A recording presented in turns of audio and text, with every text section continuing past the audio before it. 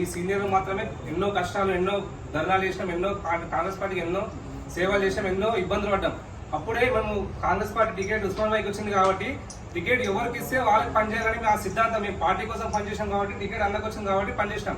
ఇంకా కొంతమంది టికెట్ రాకుండా టికెట్ అన్నకు వచ్చిన సరే పనిచేయడం వాళ్ళు పార్టీ పేరు రూలింగ్ వచ్చింది కానీ వాడు వాళ్ళు చాలా మంది. అలాంటి వాళ్ళు పార్టీ నాయకులు కాదు.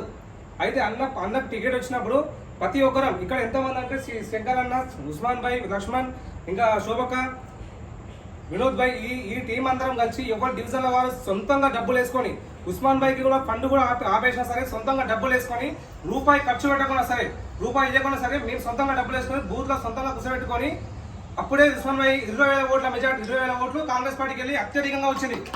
మన 5వ స్థానంలో 2వ స్థానంలో వచ్చింది. అప్పుడు చేసినాం. అలాగే మొన్న కూడా పార్లమెంట్ ఎన్నికల్లో కూడా సమీర్ భాయ్ గారికి టికెట్ వచ్చింది. టికెట్ వచ్చినా సరే ఆయన కొంచెం సహకరించకపోయినా సరే, కొంచెం ఆయన ఇబ్బందులు పడి అక్కడిక్కడ ఆలోచన సరే, ఉస్మాన్ భాయ్ గారు చెప్పినందుకు మేము క్యాడర్ అంతా కష్టపడి ప్రతి డివిజన్లో మేము సొంతంగా ఇప్పుడు మహిళన్న జయనగర్ మహిళను వేసుకొని సొంతంగా ఖర్చు పెట్టేసాం. హైదరాబాద్ పార్లమెంట్ అత్యధిక ఓట్లు వచ్చింది. ఏ కాన్షియస్ అంటే అది కార్బన్ కాన్షియస్ ఒకటే, హైదరాబాద్ పార్లమెంట్ వచ్చింది.